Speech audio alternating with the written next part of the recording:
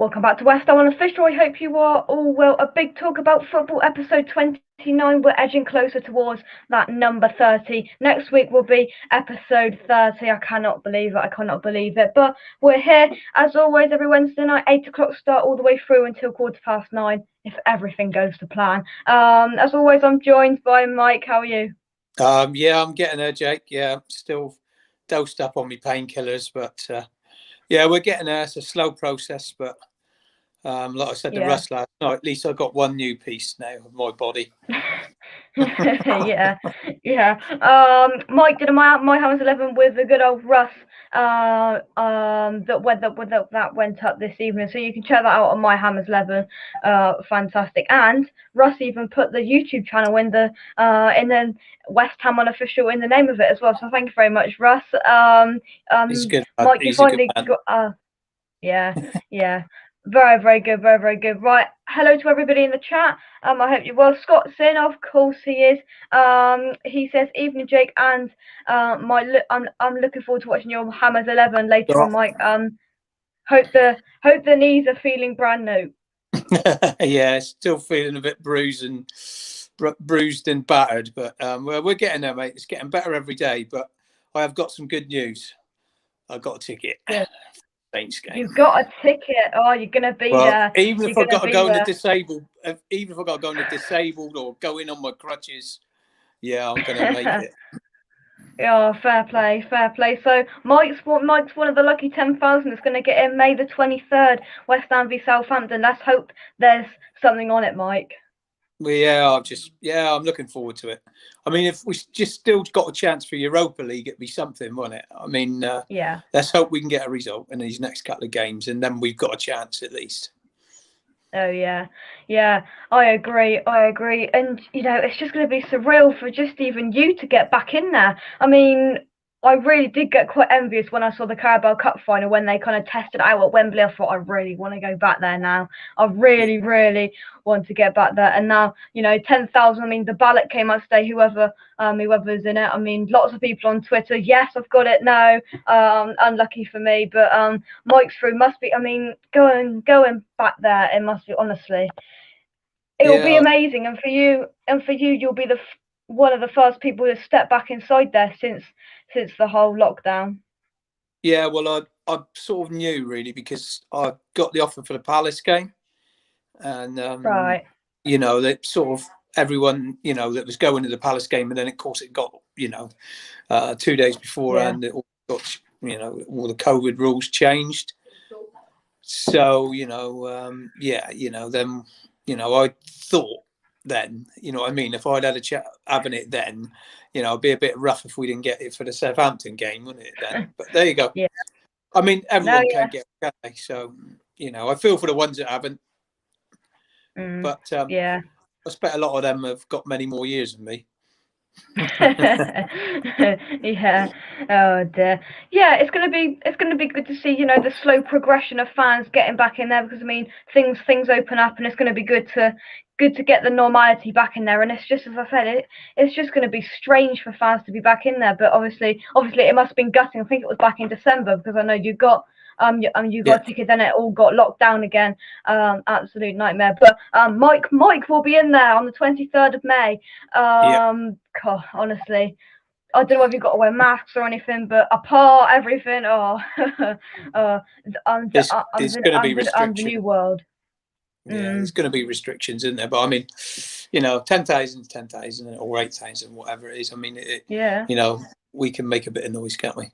Well, I certainly will. Yeah. Oh yeah. However many fans are in there, if it's 1 or 10,000 or 60,000, there'll still be some noise in there. That's for sure. Not a fantastic week for West Ham, Mike. I think. I mean, Champions League looks like it's been hit on the head now. Disappointing. Not a fantastic week, but we still can't look past the season that we've had. No, that's right.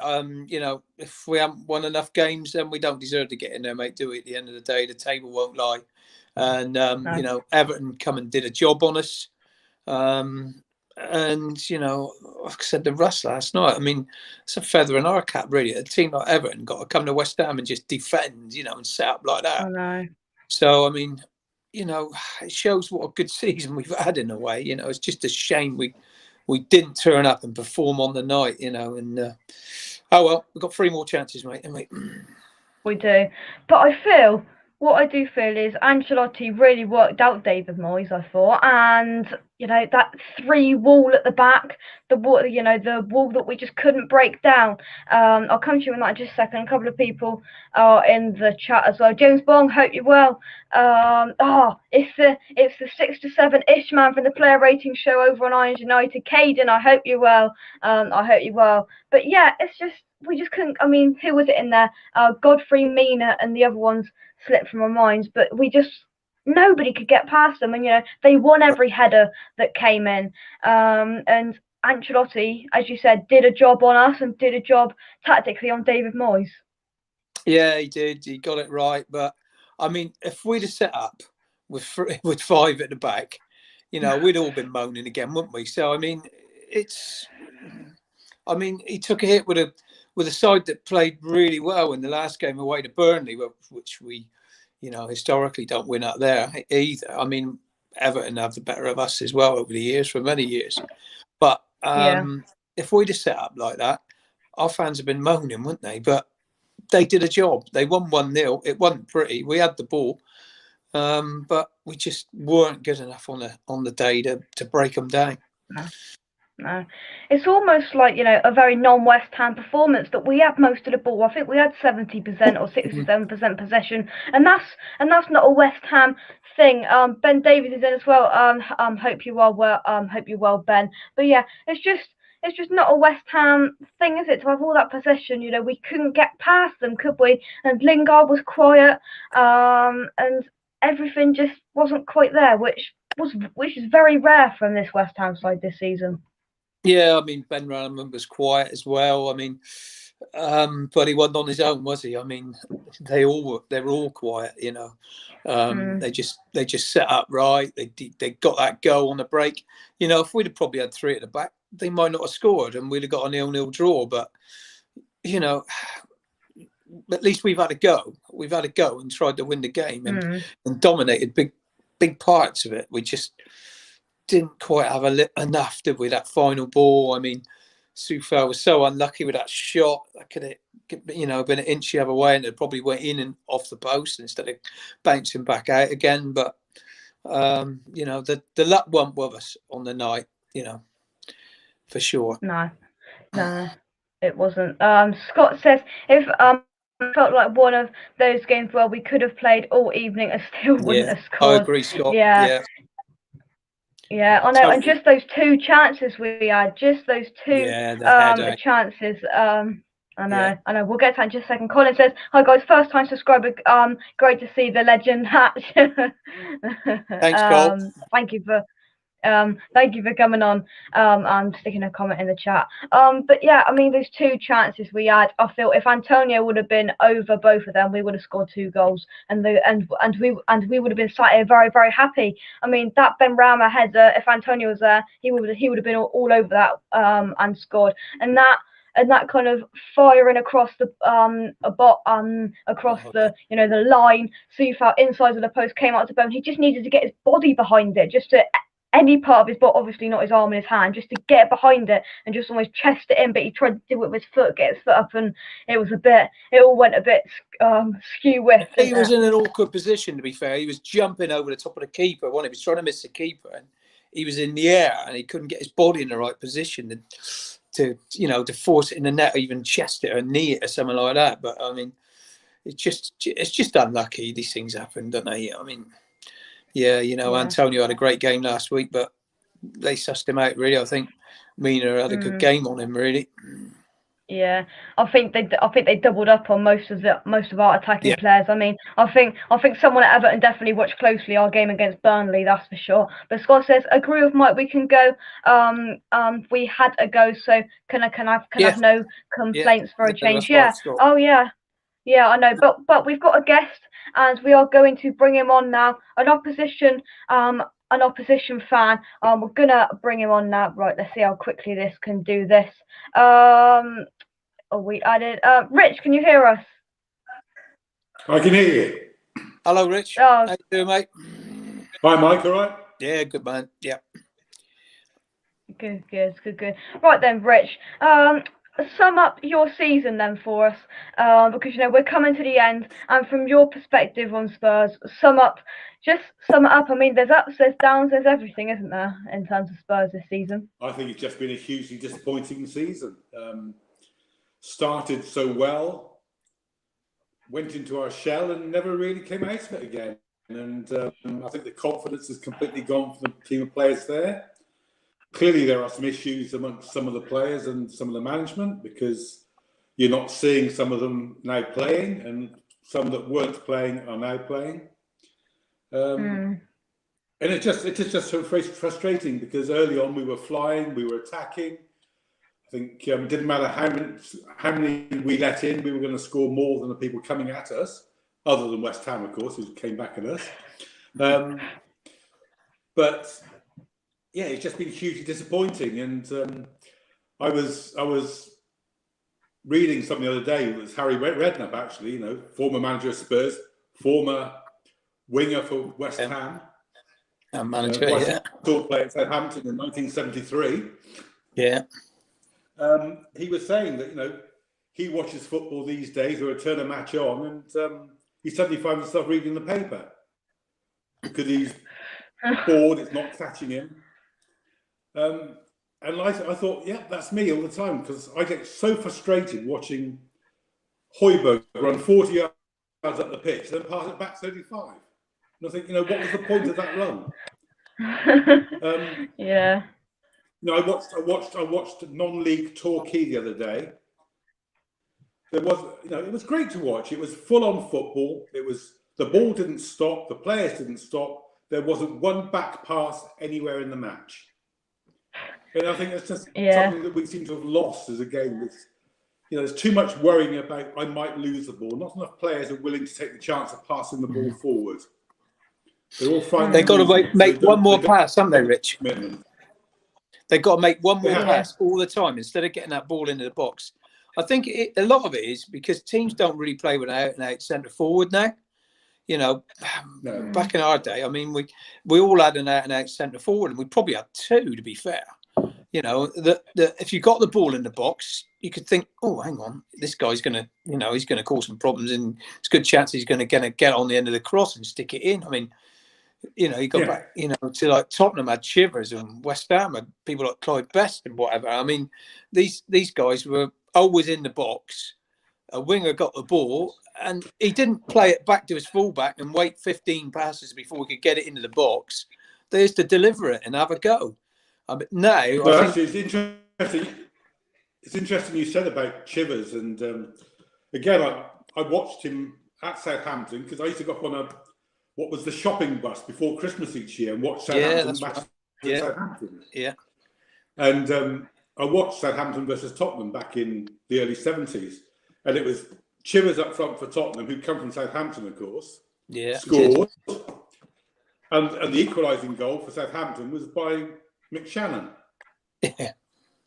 Yeah. Who was another big centre forward.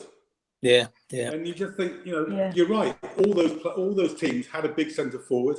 Whether it was Liverpool, they had a big centre forward, but they had a smaller player running off them. And that's how they played.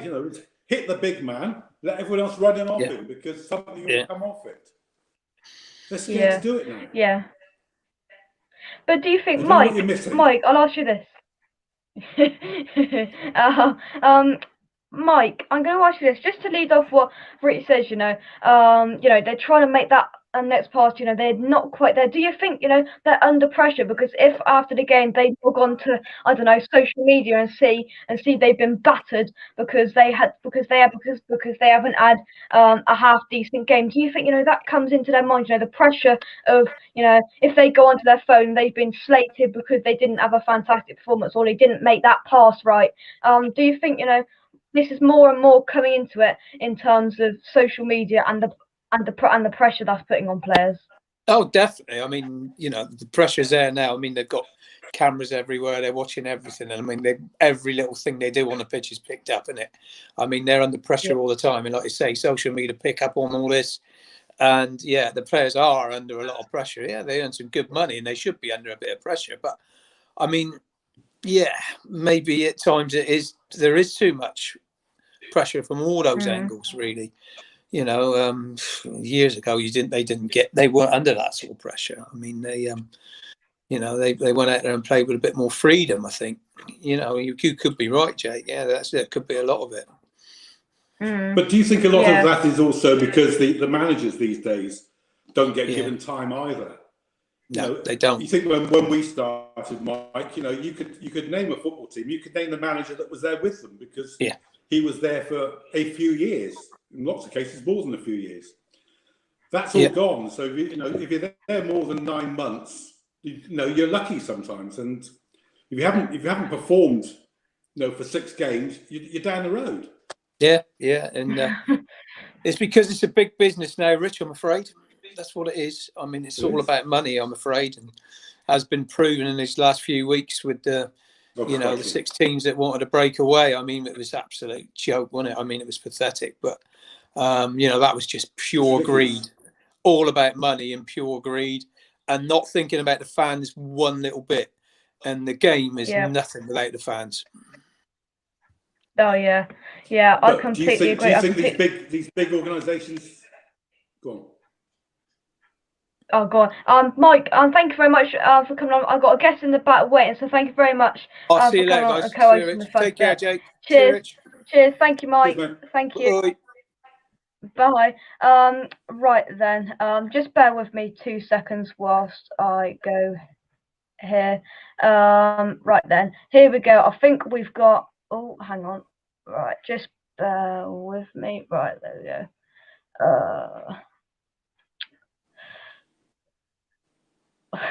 I can't add my person to the stream. Hang on, let's go here and let's go there. Right. Another Richard, can you hear us? Oh, you're on mute there. I think you're on mute. Evening, Jake. Evening, Richard. Hi. Evening. How are we going? I hope you're well. Yeah. Not too bad. Rich, in terms of Liverpool, I'll come to you then. So, Man United tomorrow, the rescheduled game that they've somehow fitted in somewhere. What's your thoughts for that? Obviously, oh my god, I can't even say it. The shenanigans that happened at Old Trafford last week. But on the pitch, how are you feeling for the game? Yeah, I guess no surprise that United fielded a weakened side yesterday so that they'd have all their players ready against us. I feel a little bit gutted about that, I guess, because obviously Leicester won, so that pulled them away, further away from us. But then it's down to us, isn't it? We as Liverpool should have beaten, Newcastle, Fulham at home, and all those other games that we should have won. So we've only got ourselves to blame. So hopefully it'll be a good game tomorrow. Hopefully it'll be nice and open for us at Liverpool. It's about scoring. I know that our defenders aren't there, but I think our issues have been, not putting all the chances away like we did last year and the season before. Yeah. I mean, Richard, with Spurs, I mean, Man United, as the other Richard said, they didn't do us a favour by beating Leicester. They didn't do that. They put out their 12th string team, which was a shame. I mean, there was names in there that I'm sure none of us have ever heard of. Which, I mean, competition there, but I think maybe that puts the Champions League race to bed for everyone, because that has pulled Chelsea and Leicester quite a few points away, which is not great for teams like us. But Richard, then Spurs, can you're right on the heels of Liverpool. Can you sneak through the back door and try and get a European spot? Well, I'm glad you said a European spot, because Champions League is no way. I think we're struggling for the next competition. I think we've got any chance at all. It's that 7th spot and into the new league that they're going to run. Yeah. I don't see that we've got anything. Yeah. So basically, Richard, what it is it's been described as a poor man's Europa League. So it's the Europa League, but just down a notch for the not quite so good teams that can't make the Europa League, basically. So obviously, it could change in different years because whoever wins the FA Cup, the Champions League, and all of that. So obviously the top 4 Champions League, 5 and 6, Europa League, and then 7th goes to the new conference, which I don't know what type of teams. Lots of abroad countries have got quite a few spaces in this. I think I saw Turkey have got 3 in it. But I don't know. It could just be Europa League, but just a little bit less of a quality, and I find that quite hard to believe to call that a European competition, to be honest. I mean, it's all good competition, isn't it? But it's almost competition for competition's sake at that point. And yeah, that's what it feels like. I think, quite frankly, I'd be quite happy if Everton overtook us and took that spot. I think we probably need a season where we can just concentrate on the league and trying to build something again, because we haven't got a team that's performing. We've probably been going for the best part of 2 years now, sort of 2 games a week once we started. And I think players are just tired and almost going through the motions in lots of cases. Oh, yeah. I agree. Last question to you. Oh, sorry. I thought we'd give you lesser teams a chance, Jake, to get this year. Yeah. These teams like Liverpool and Spurs have just stood away intentionally for a season to let to let the new Big Six club come in and put their authority on the top half of the table, let's say. But right, last question to you, Rich, before I let you go. You've got Wolves at the weekend. Wolves v Spurs. How are you feeling for that? Is there really anything? Much to go off that. It's not one to get excited about. Wolves have also had a poor season.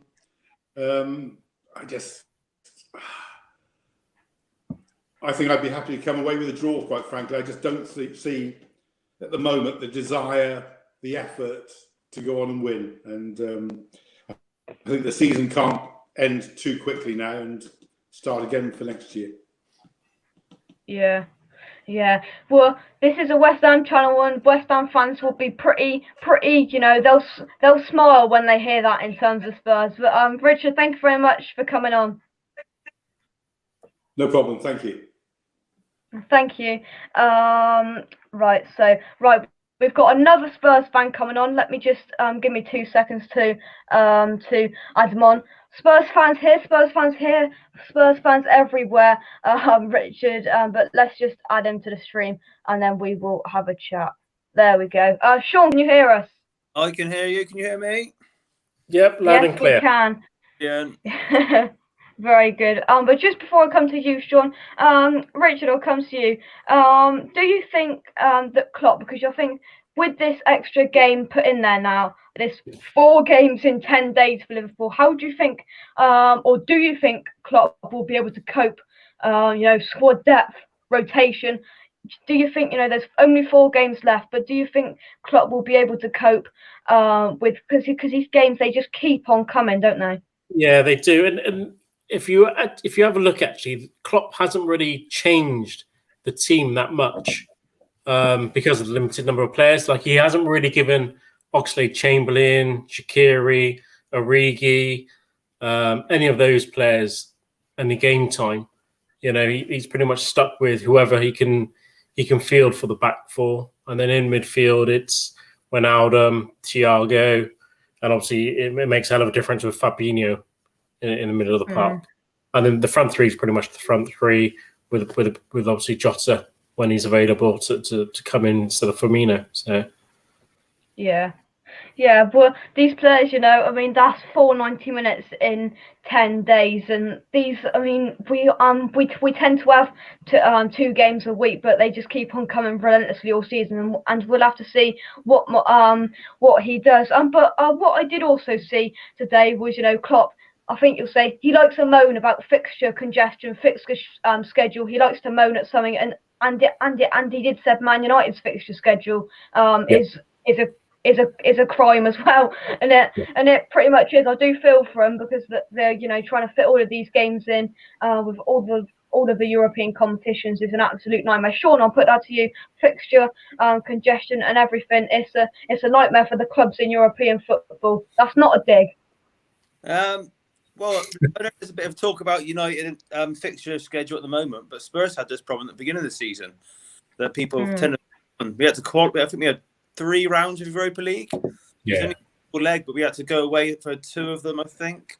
And we had 4 games in about 5 days, 6 days at the beginning of the season. So it's just part and parcel. We could blame COVID, but obviously that Old Trafford the other week didn't obviously put pay to that.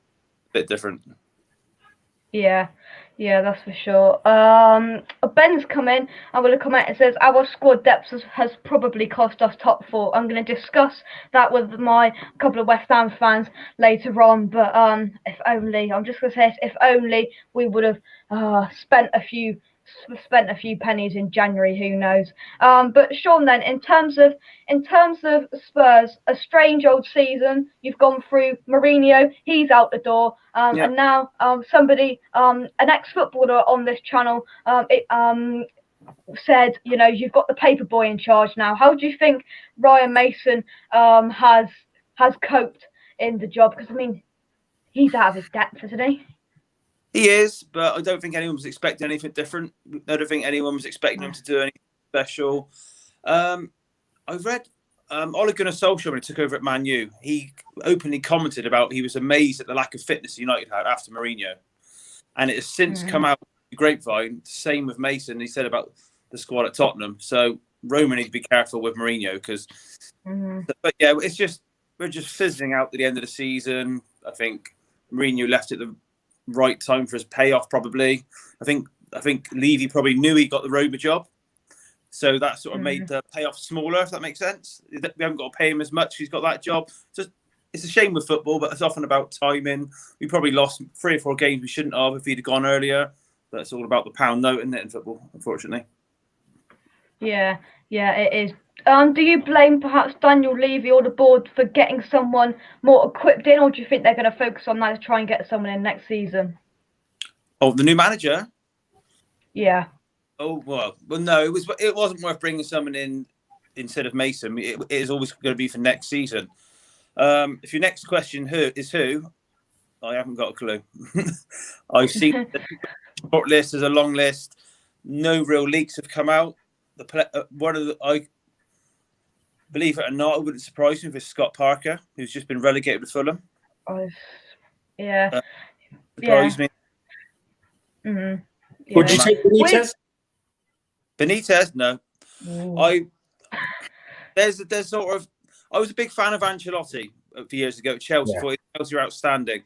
Yeah. He's gone to Everton, spent a bit of money, and it's actually disappointing me a little bit. I thought they'd be a bit better. I think were they top of the league at the beginning, or flying at the beginning? Yeah, in November, weren't they? Yeah. You might find that the era of the Mourinhos, the Benitez, the Ancelottis might now be sort of the end of an era, I find. So if you're going for another one, I don't want to be ageist, but if you're going for a coach of a certain sort of age bracket, I'm tending to think you might get the same sort of thing. So it's got to be someone a bit younger with fresher ideas. Not as young as Ryan Mason, obviously. Someone probably 40s, 50s, but I don't know who. There's talk of Graham Potter at Brighton, Scott Parker, and they're obviously, if you tell some people like that, they almost look down on those sort of names. So I'm not sure. I really don't. Here's a question then. Would you take Pochettino back? Most fans still love Pochettino, but I think we've discussed it before, he left at the right time. The club didn't back him. We had 3 years ago, we could have won the league. We could have gone. The club stopped backing him. And that was, I think he'd be mad to come back now. He said he'd come back when he left. He said he'd be back one day. But I think that might be in closer to 10 years' time. But would I take him back now? No. Partly for his own sake as well, because half the mess he left behind is still there. So is he going to motivate the likes of your Tokos, your Moras, your Bergwines, your Eric Dyers. Are you going to find the tune out of him? Probably not. We need to clear out. So he's probably not the man to do that. Maybe in a couple of jobs' time, we'd get him back, but not yet. Yeah. Richard, if I come to you then, Liverpool, what outcome would you be happy with now? Getting into that Europa League, would you be happy with that? What would you go with? Yeah, considering injuries, considering everything else with Kay here. Obviously, Champions League is where I want to be, but that's looking quite slim. I don't know if Arsenal can do us a favour and maybe beat Chelsea, and maybe Chelsea keep the off. Maybe they've got obviously Champions League to consider, but I think that might be a stretch too far. If we end up being Europa League, it's Europa League. I think Klopp will take that quite serious because there's a chance to get into the Champions League as well. It's good that Van Dijk said that he's not going to play in the Euros, so hopefully he get himself fit for Liverpool. Right. So I think that'll be a big, obviously that'll be a huge boost for us if Virgil comes back fit for next season. Yeah. I'm going to talk to you. I just thought of it, and one player that you signed. I don't know when, but you signed him from Wolves, Diego Jota. I thought he'd go to Liverpool, he wouldn't get any game time, he'd sit on the bench and he'd go there for the money. But he's really become, would you say, a favourite, a really good player, and someone that the Liverpool fans like. Would you say? Because I've been impressed with him since he's gone to Liverpool. But before he got injured, he was on a real good streak, and if anything, when that coincided with us sort of dropping down the league because we just stopped scoring for a while. Sadio and Bobby stopped scoring, whereas in that streak, I think he scored something like 9 in 11 games. Obviously, he's come back from injury. He's not quite got there, but you can see from the way he plays. Yeah, he breaks the lines, doesn't he, and stuff. So, he's a good addition for us, for definite. Yeah.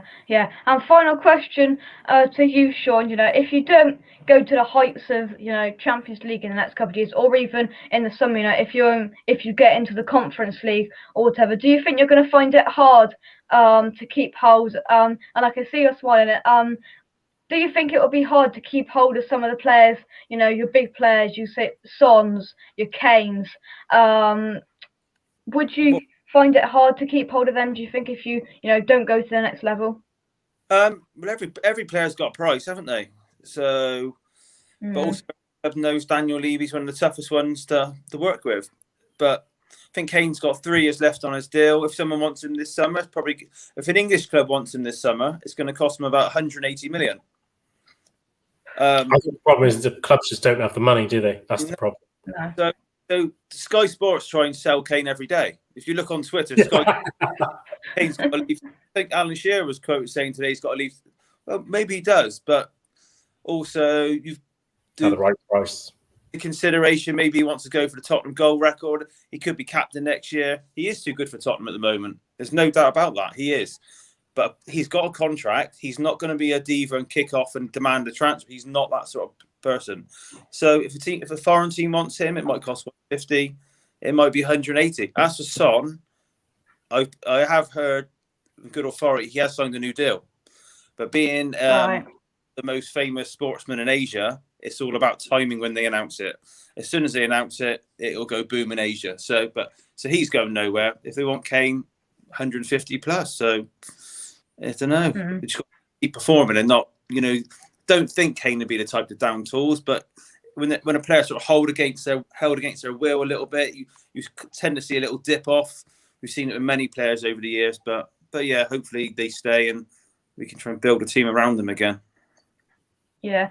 Just before I let you two go, one thing that will please you, Arsenal, I don't know if I can get it in there. Arsenal are currently 1-0 up. They just scored to make it 1-0. So Chelsea are losing, which is good for us because Arsenal aren't catching us. So that's good. I mean, I don't like Arsenal. I'm sure, Sean, you don't like Arsenal, but that's going to be good for us. So for once in my life, come on Arsenal, hold on and don't muck it up like you have all season. But thank you very much.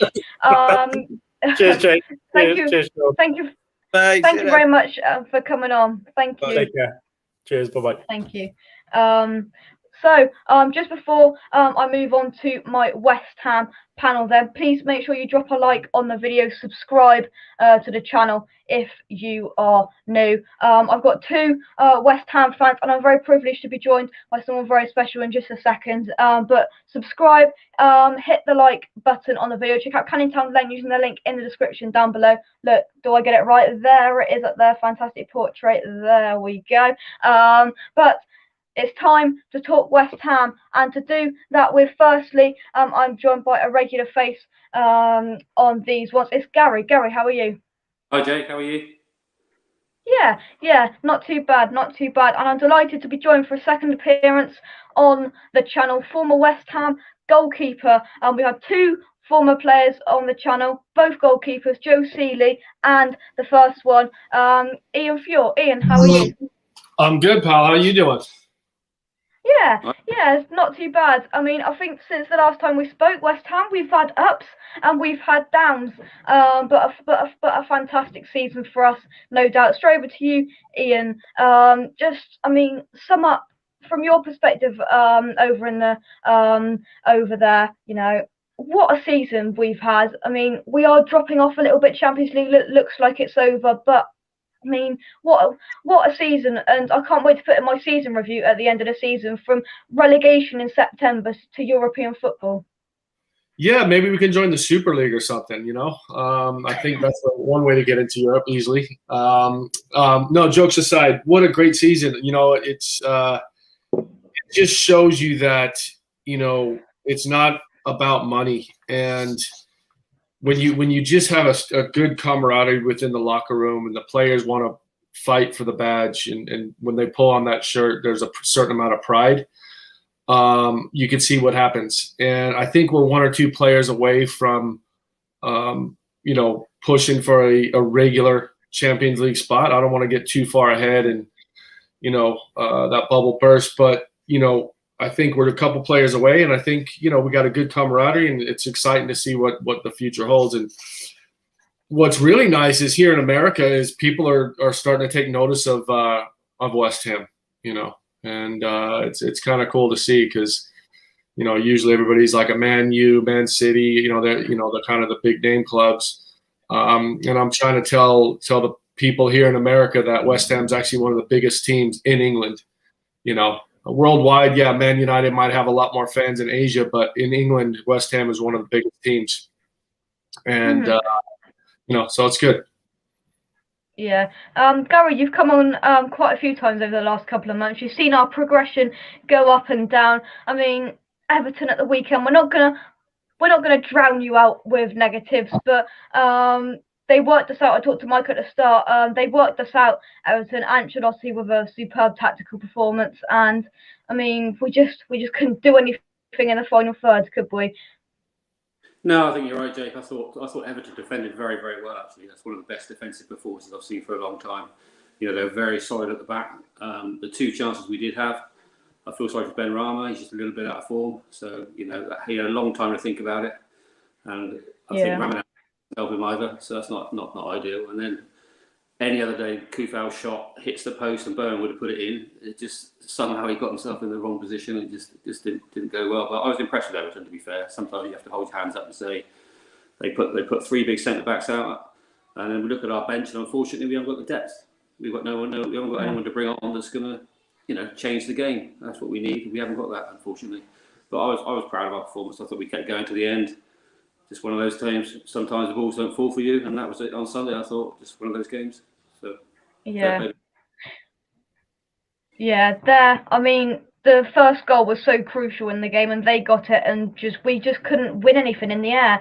Just physicality. The three big centre backs. You know, we just couldn't get past them. But Ian, being in a dressing room yourself, you know, a fantastic year, but surely, you know, the players, I mean, press conferences David Moyes has done, he said sometimes it's like trying to keep kids together and trying to keep them focused, and I could imagine that at West Ham. And, you know, team morale is going to be up there, but there's definitely got to be a mix, and David Moyes will definitely have that of, you know, team morale fantastic. You know, we're up there. We've got a chance of Europe, but we've still got to get this done, and we've still got to put in our best performances in these last 3 games, because by no means have we, you know, secured European football now. Yeah, again, I agree. When you look at the culture of where West Ham played, you know, Upton Park and all, I mean, it's a culture of, you know, banter.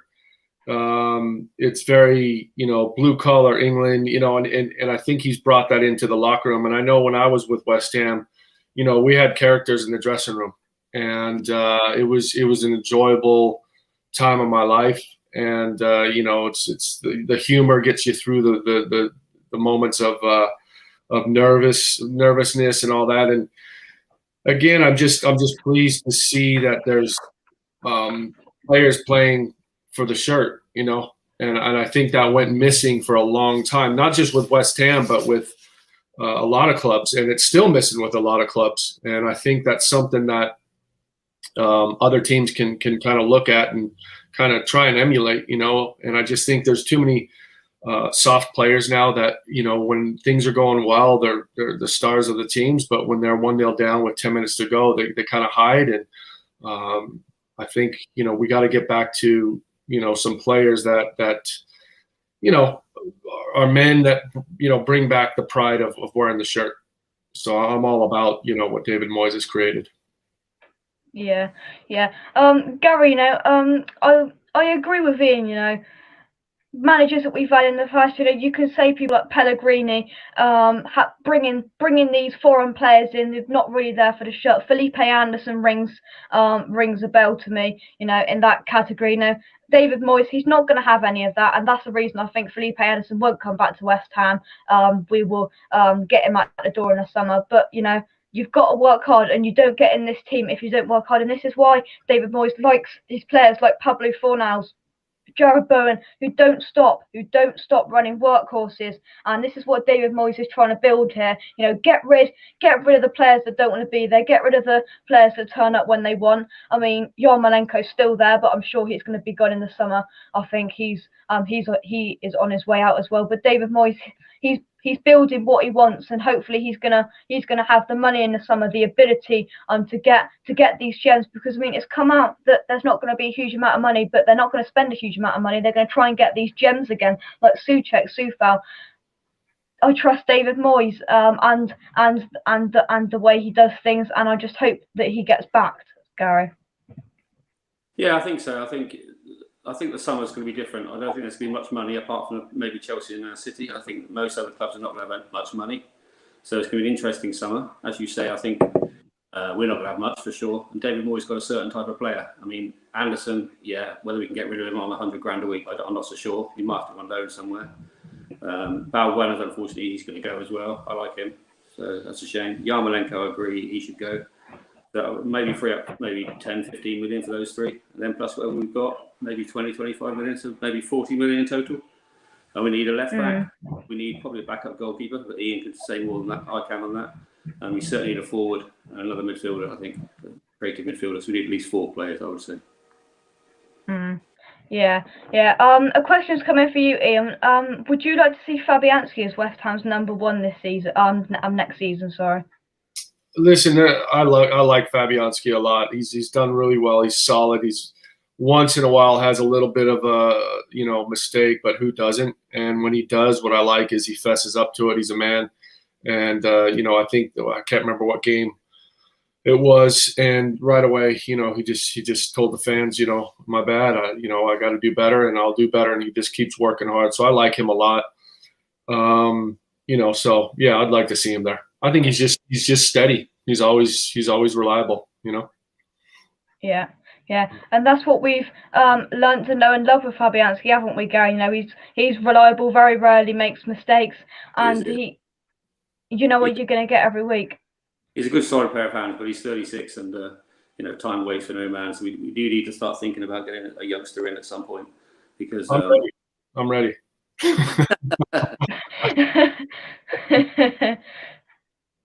Yeah. So, if Ian's not available, we'll else in.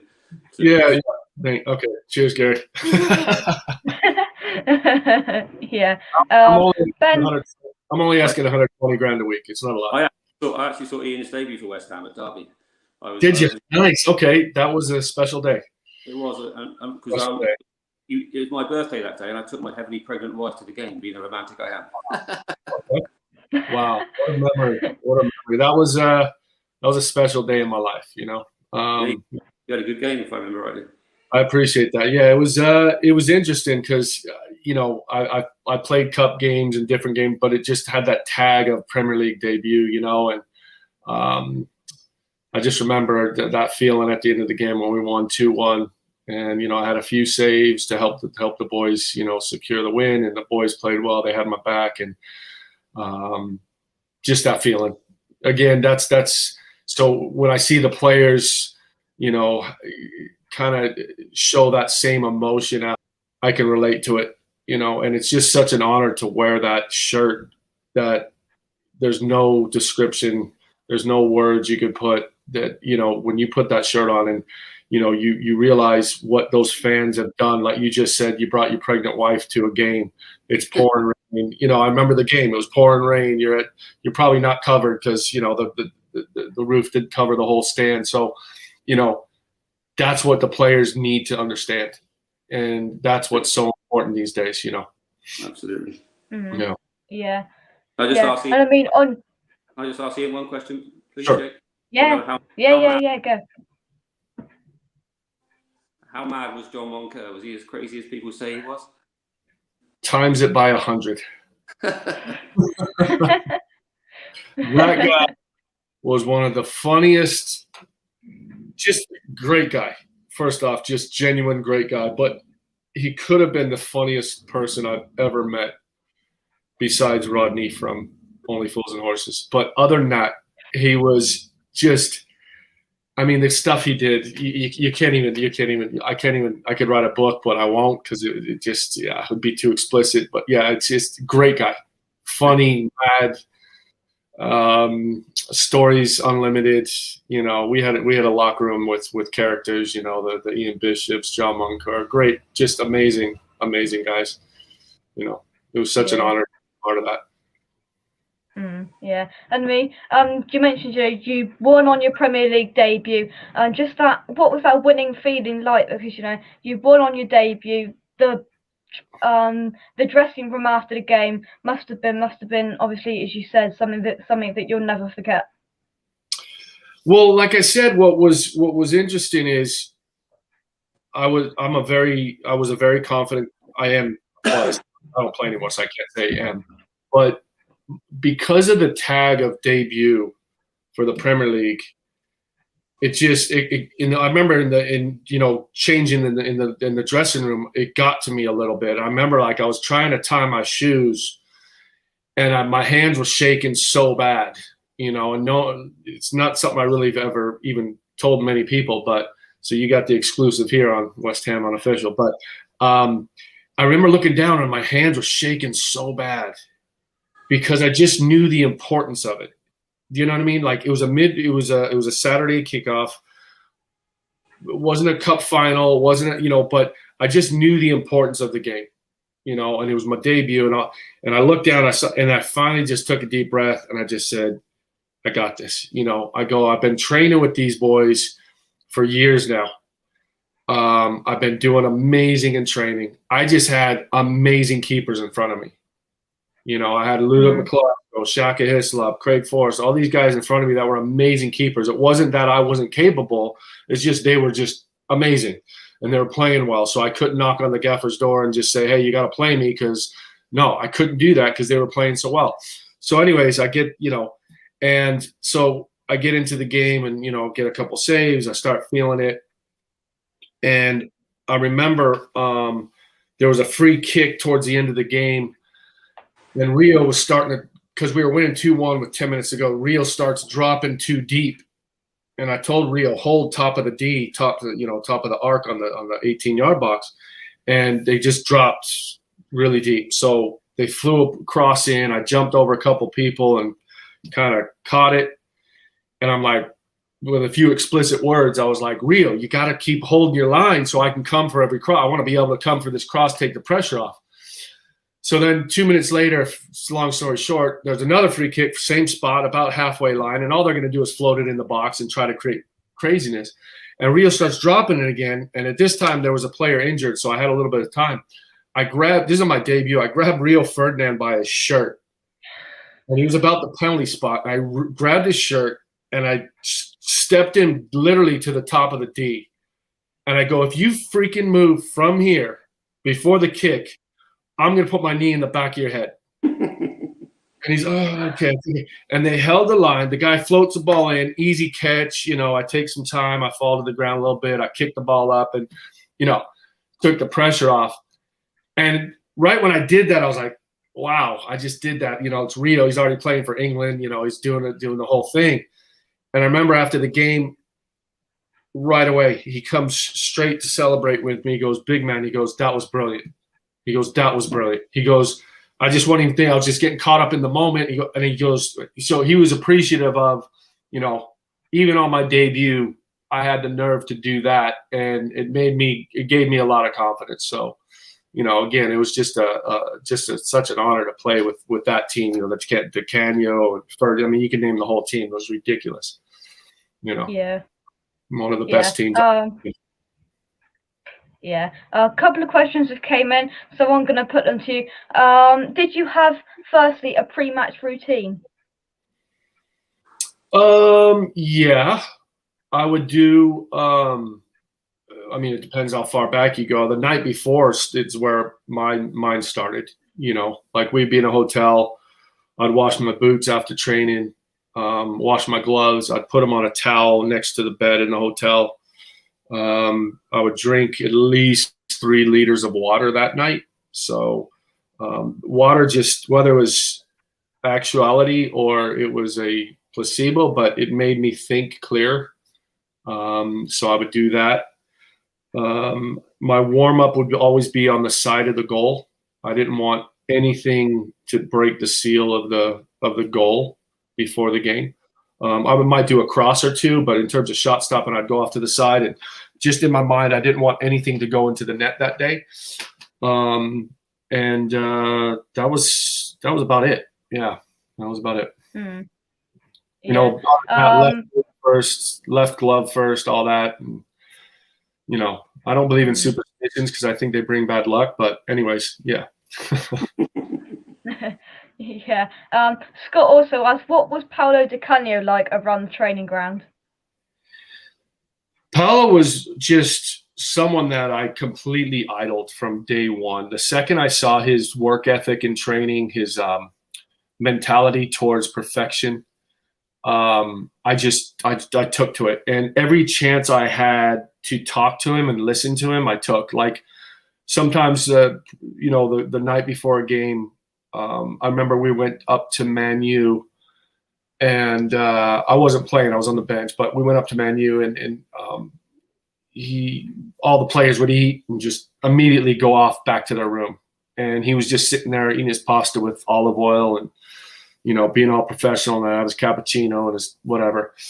And I would always just wait, and he would take a long time because Italians, dinner's like an event. You know, it's like a 3-hour event. So I would just sit there and just ask him questions of what it was like being on the terraces at Lazio as a fan, and, you know, how it became, you know, such a player and all that. So I would just listen to him with just ears just like this, you know what I mean? So he's someone that today is probably the best player I've ever been. Great player. Yeah. And that goal against Wimbledon, I think I told you the story on the last one, how he would ask me to get in goal and he would practice his little, you know, bicycle kick forward, whatever you want to call it. And it was good to be part of that as well. Yeah. Question coming for you, Gary. The same one that went to Ian. What was your before COVID? What was your pre-match routine? For home games, it depends really. At Upton Park or the London Stadium. London Stadium, I tend to get there quite early, go around the club shop, and then have a couple of beers for the game. I got a season ticket in the Billy Bond stand. That's where I sit on the halfway line. It's a Billy Bond stand. Upton Park, again, it depends on who we're playing, what have you. But London Stadium, I just go to the club shop and have a couple of beers for the game, like everyone else probably. Yeah. Scott says, I'll never forget the day I met Paolo when I was mascot. I idolized him, had the same white boots he wore, and all sorts. What a legend. Yeah, what a legend. Paolo Di Canio is still in the West Ham community. Gary, have you got anything else you'd like to ask Ian? No, nothing else. Nice to speak to you, Ian. Yeah. I mean, I'll ask you this, Ian. You mentioned the players that you were around. You know, the goalkeepers that you were around. You know, Shaka Hislop, Ludo Makosko, players that you must have idoled as well, just in your kind of goalkeeping community. You had at West Ham whilst you were there. What? Sorry, what was the question? If they were. Sorry. So you know, these players, you know, Ludo Makosko, Shaka Hislop, you must have idolised them. What was it like to be around them and for them to be, you know, in that little community of goalkeepers that you were in with them? You must have idolised them and you know, spent many of hours with them on the training pitch. Yeah, I mean, again, it was just, I guess I was unfortunate to join, you know, West Ham when I did because of the goalkeepers they had. And I don't know what time I would have joined where I wouldn't have been unlucky, because we've had a lot of good goalkeepers. But what gave me solace was during training, I was right there. You know, I was right up there. You know, and it was just a matter of, man, I mean, how can you say I got to play over McCloskey? Come on. I mean, the guy was a freaking iron curtain from near Moscow, you know? So the guy was a legend. Just being training with him every day was awesome. I learned so much. And then you got Shaka and Craig Forrest and you know, just legends and really good goalkeepers. So it wasn't in my mind, I always felt it wasn't a matter of my ability. It was just that they were in the side playing well. And it didn't mean I wouldn't go in the side and play well. It just means you don't really change a winning team and a winning system. You know, like, they're playing well, you're not going to change a goalkeeper. So, and they never played bad, you know, more than one moment or something, but they never really played bad. And it's interesting because I kind of had the similar thing with the national team where, you know, I had, you know, Brad Friedel, Casey Keller, again, two amazing goalkeepers. And it's not that I couldn't have done the same thing. It's just they were doing it. They were in there early and they got there first. So, you know, it gave me – it was frustrating, but at the same time, it gave me a little bit of solace that, you know, look, you know, and the feedback from the players was always like, dude, come on, man. You know, so you're doing well and you're, you know, so keep going. But, you know, just to be part of that again, it was amazing. And, you know, they're all legends in their own way. I do have a question, Yeah. actually. Sure. If I can just ask, the season before you made your debut, I think we finished 5th in the Premier League. And I look at that side and I think, you know, why didn't we invest and push on? Is that what the players felt as well? Did you feel that there were sort of one or two players missing to get us into the top 4 in the Champions League? You're talking about the side where we started selling Rio and Frank and that? Yeah. Yeah, I mean, I can only imagine if we kept that together. I mean, that would have been, for me, a catapult to what Man U did the previous years before that with the Beckham and the Scholes and all. They kept hold of those players. Yeah. And, you know, so, God, if we would have kept that could have been just a whole different ball game. And, you know, they were at the time, you know, between 20 and 22, 3 years old. And you have a 10-year span with those players. And if you just invested in that, and again, it's hard. I mean, I think Leeds bought Rio at that time for something like 80, I can't remember how many millions of pounds, but it was a lot. It broke the record and all that. So, you know, one by one, they all just got picked off, you know. Is that how the players felt? Did you feel you were sort of one or two players short of a very good team? Back then, yeah. I think if we would have kept that and added in, you know, the Canio, which we did, and if we would have kept that side together, I think that could have catapulted into a European contender, you know. Exactly. So I look back at then, I think we're bigger than Spurs in those days. You know, we're bigger. If we just invested and kept, as you say, that team, we could be, a modern team now. I just think we missed that. Everything's in place. I mean, you got support. You got. I hate to say the stadium, which is, I miss Upton Park. That's just a whole nother story. That's but you have everything in place, and with a couple of key signings, like you mentioned, maybe 3-4 players. I mean, I think what makes me laugh is Tottenham. I hate to say this for all the Tottenham fans out there, but I kind of don't. But Super League. I mean, so much. How did that happen? Like, I'm sorry. So they're in it. Well, okay. If they tried to get in. So I think we're a bigger club. I think we have more stability in terms of support. You look at our support through when we've gone back and forth between the champions. What do you call it? The second championship. Thank you, Gary. And so it's always been there. So the infrastructure is there. I think we need to, like you said, we need to get some money out there.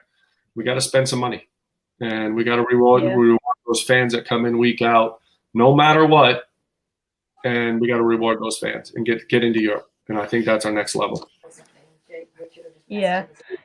Almost, pretty much the same as what we saw back then. But Mike's joined us again. Evening, guys. Mike, how are you?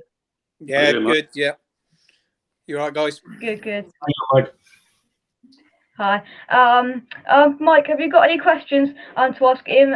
Because people are putting them in the chat. That fantastic era with the likes, the goalkeepers that he played with, Shag Hislop and players like that. But just while you think of a question, Scott's come up with a bit of a funny one, and it says, did Rio still have terrible taste in music?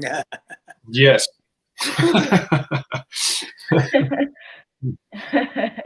Yeah. I mean, Rio was his own person. He didn't care about what anybody thought, which I loved about him. Rio and I were actually really good friends. We used to. I had a SUV that I brought over from America, and I had two 12-inch subwoofers in the back, and we used to just cruise around, just blasting music, and I would show him like the current, music from America, and he'd show me some stuff from England, and it was kind of fun times. It was fun times. Yeah. See, as we said earlier, you're getting the exclusives on West Ham Unofficial from Ian tonight. But Mike, over to you. Anything you want to ask Ian before we move on? When you're talking about music, what sort of music did you used to have before the game in the change rooms? Oh, it was a combination. I mean, the first spell at West Ham was a little bit more rock. You would have some, Stone Roses, a lot of English Oasis, kind of more rock. And then the second spell started getting a little bit more hip hop and kind of club and different things like that, So it was kind of a mix. It was a mix. Yeah. Yeah. I can't remember. Did you? No, that was afterwards. Julian Dix. Oh yeah, I was there with Julian Dix. And, I think he liked some crazy music, didn't he? I think Julian. Yeah, Julian's one of my favorite. We went on a tour of Australia in '96. I think it was '96. Might have been '95. And we went to like Perth, Sydney, blah. We went to the Gold Coast, and I remember we again, this is God. I don't even know if this story's ever been told, but we were on the beach. We had like a few days off, so we were just sitting on the beach, just trying to get as much sun as we could before we went back to the rain in England. And on the beach in Gold Coast, we were all sitting there posted up, about 10, 20 players from West Ham. And in the sand, we drew a big square. And anybody that walked in the square, whether it be a player, just a tourist, anyone, we would press play on this boombox we had, and it was Boy George Greatest Hits. And we pressed play, and we told the person who walked in the square, you have to dance. So it'd be like, you have whatever song for boy. Oh, there's my dog George. Sorry, guys. Hello, George. George. He's a West Ham fan. He's a West Ham fan. I tell you. Yeah, he's all right. Yeah. So you'd have to dance for 10 seconds, and so music was kind of a funny outlet for us, when we had to. But it was good times, and that was, I think, Julian Dix started that square with the boy George, the Culture Club. Sorry, Culture Club. Yeah, Culture Club. Yeah. Yeah. Jake, I've got a clue. It's going like that at the moment. Yeah, exactly.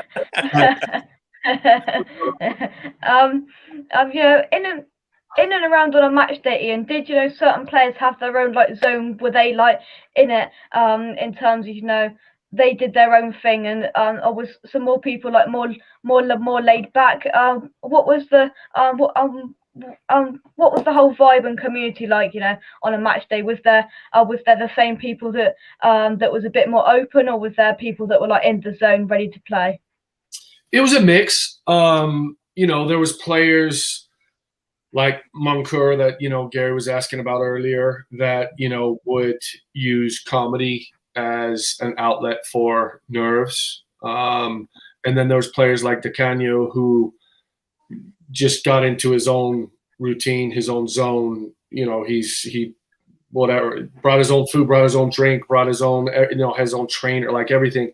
And he would get into his own. So it was a combination of everything.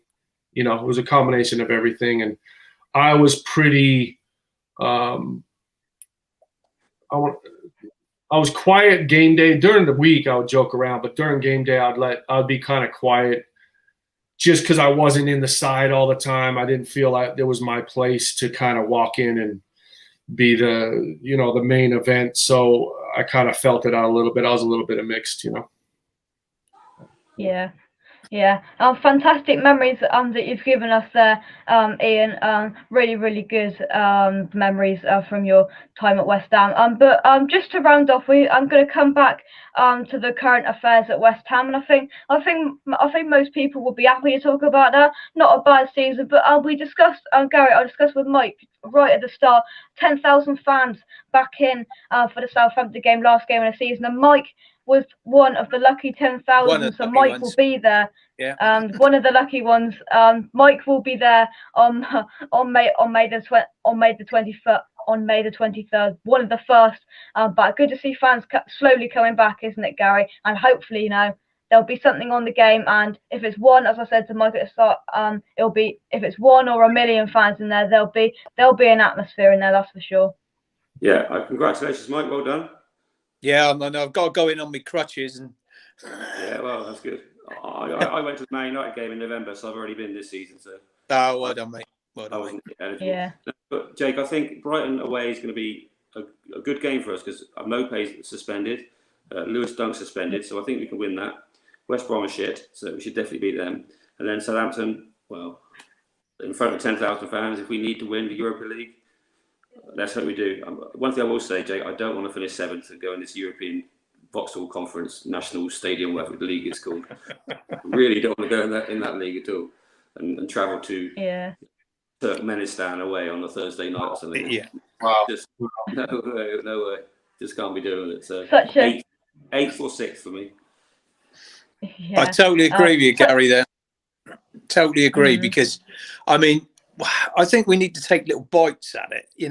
We've taken a massive, great lump at it. If you look at it for league positions, finishing fifth from bottom last year, and then there we are, fifth from top this year. I mean, if we do finish seventh, which there's a good chance we could, I don't think that would be good for us. Like you say, in this conference league thing, on a Thursday night, traveling to Liechtenstein and whatever, and it's not the Europa League. It's a new thing that they're starting or whatever. I think that could do us more damage than good. You know what I mean? We've made a massive leap this year. I think I'd have finished sixth or eighth in my mind. If we get in the Europa League, fair dues. That'd be great. We've had a great season, and everyone is to be applauded for it, But I think Yeah, 7th. If you're in the stadium, like we might finish 7th, you might see a few own goals going in all of a sudden. Yeah. Oh dear, own goals, own goals. But Ian, from a player's perspective, do you think? I mean, this come out. Do you think they've got one eye on, looking at the table every now and then? These players like Declan Rice, Aaron Cresswell, all of these players in the squad. Oh, we're gonna play Europe next season, and do you think they'll be excited, perhaps if we do end up finishing 7th, to go to Liechtenstein on a Thursday night, because it's an experience, and I'm sure we'll get a certain amount of fans that will go out there, that's for sure. But do you think that they'll have one eye on that, or just they've got to focus on these last 3 games? From what you've got from the dressing room when you played. It's like anything. You just have to play every game one at a time, and the chips will fall where they fall. You have no control over other teams. You have no control over that. Shame we couldn't get a little something out of Everton.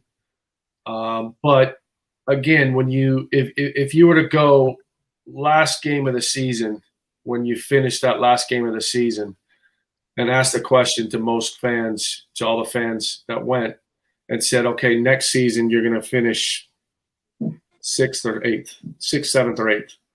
You go, I'll take that. You know what I mean? So we like you said, Mike, we got to take it one step at a time. Yeah. We built off this season. What I want is we build for next season. We don't drop off for next season, and that's usually kind of the West Ham way. We do well, and then all of a sudden we sell players. We don't hold on to them, and then all of a sudden we're back to bottom of freaking the Premier League or bottom 5. So each year we need to chip away, and eventually we need to get to where we're fighting for Champions League. We're fighting for Europe every year, not once in a while, every 10 years, we're fighting for Europe and or fighting for relegation every other 8 years. So can we build off it? Can we keep some stability? Can we bring in players that want to play for the club, not play for the money and just go hide when things are going bad? So I think that's the way forward, and what Moyes is doing is he's got a little plan going, that he's bringing in players that really appreciate what the culture of West Ham is. It's a culture. It's not a club, and it's a culture, and you have to embrace that culture for everything to actually succeed.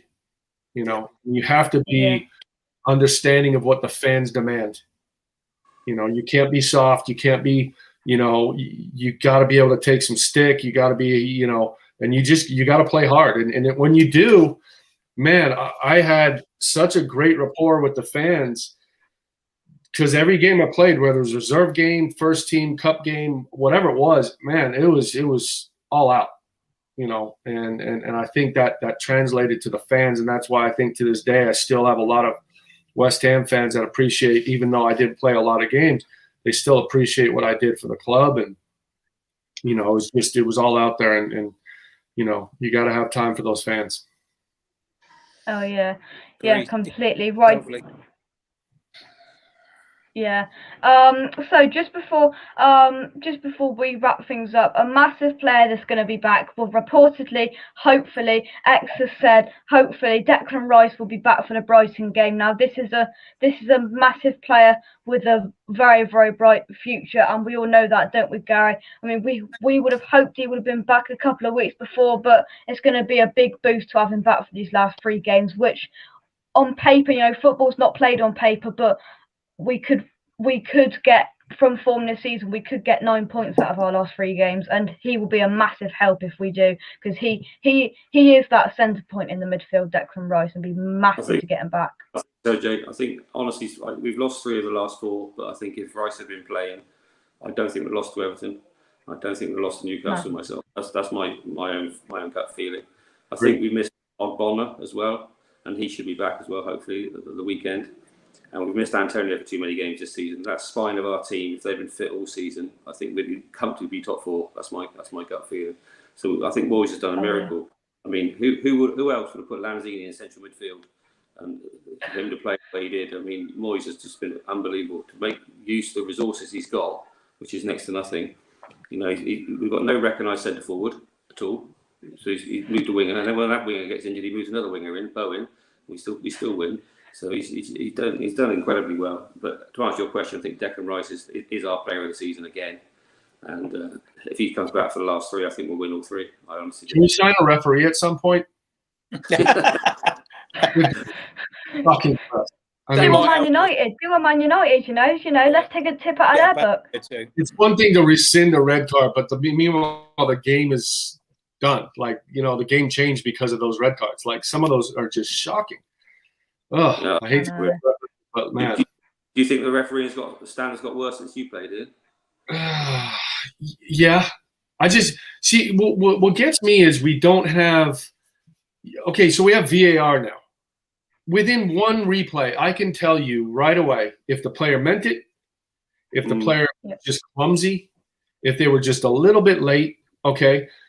And some of these red cards, can we just get a couple ex-players in the VAR room and explain to these referees? And I'm not one to harp on referees. Look, it's a tough job. I get it. But now that you have VAR and you look at the one, God, I'm blanking right now. I can't remember. It was 2 weeks ago, 3 weeks ago. Against Chelsea. Chelsea, right? It was Chelsea, right? Yeah. I mean, you cannot give a red card for that. The guy went to clear the ball. His leg comes through. It looks bad. But as a player, you go, there was no intention. He's clearing the ball. How is he not supposed to clear the ball 60 yards when, what are you supposed to half kick it down the field and it goes 4 yards to the other player? No, you're clearing the ball. You put your foot through it. So we need, we need players, I think, involved with some of these decisions. And it wouldn't hurt to have an ex-player in every VAR room. You pay him a couple of, pints and a mince pie or something like that. And, you get these players back in and, they could easily just say, I could easily just say, look, that was intentional. That's a red card. That's not intentional. Here's what they were thinking at this point. And you could probably get away with some of these, rescinded red cards, but it just seems to always happen to us at, 20 minutes in a big match or something, or a penalty kick or a non-call, Good idea. Yeah. And Mike, it's nice to hear as well. It's not just the fans with one voice, and former players can see it as well, and even former referees can see it as well. I've seen former referees go on YouTube channels, and say, this is unacceptable. What is going on? And I mean, we hoped Mike VAR would sort it out, but I think most people would say it's made it worse. Dodgy lines, and if you're size 9 foot and not size 6 foot, that's offside. I mean, VAR has just not helped at all. It doesn't help the fans, at all in the ground. Their experience is totally different now. I mean, we're a goal goes in and we're all, celebrating, jumping up and down. I don't think I'm going to be able to my knee, but joking aside, I have to wave my crutches in the air, I think. But joking aside, now you hold back, don't you? You know what it's like. I mean, you just hold back because you think, hang on. I think, it's made it totally different. The VAR is used differently in the US league, isn't it? Well, one of the things that I wanted, I have a friend. I have someone, when I coached with Galaxy for 10 years, so I knew a lot of the referees, and I know the main referee from the USA who's tied in with FIFA. And I'm actually going to set up a meeting with them. I have a couple of ideas that I think could help. And one of them is VAR, we could have it where each coach, each manager gets one per half that they can dispute. Everything goes live. If you feel that there was a penalty kick, a red card, or whatever, you choose to use your one. It could be 1.5, could be one a game. I don't know. Once you've used it, you're done. So now you have to choose wisely which one you use it for. It doesn't stop every time. There's no, stop every time for this, goals, whatever. I feel it was offside. Boom. Okay, I raise my hand. I do whatever it is. You put up a red flag or something. They check it. Yeah. And then you go from there. And I think that could help almost a lot. Like a review with it, like just a review like you have in other sports. Yeah, and in NFL, you get a certain amount of calls per game that you can question, and after that, you're done. So you might want to save it for the last 10 minutes of a game or whatever. So I think there's that, and there's a couple other things that I think could help speed up the game. From one of them is the feigning injury and all that, which does my head in. It drives me nuts. So, but yeah, I'm aiming to try and set up a meet with him, and then maybe it can get to FIFA where we can, sort it out where we just get the game flowing a little bit more. Yeah, I completely agree. Guys, is there anything else you'd like to touch on before we go? I'm fine, mate. Good. That was good. Thanks, Jake. All good. There we go.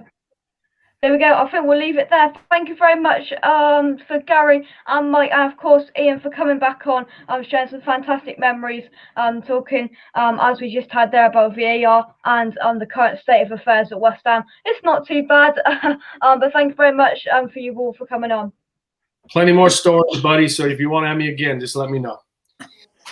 Cheers. Bye, guys. Oh yeah. Cheers, Thank you very much. Cheers, Thank you very much. Thanks. Thank you. On, make sure you drop a like on the videos. Come on, you irons. There we go. Subscribe to the channel if you want to check out Canning Town Lane using the link in the description down below. We'll leave it there. Come on, you irons. Thanks very much to everybody that has participated in the chat tonight and came on. Ian, thank you very much once again. And I'll be back with another video very, very soon. Come on, you irons.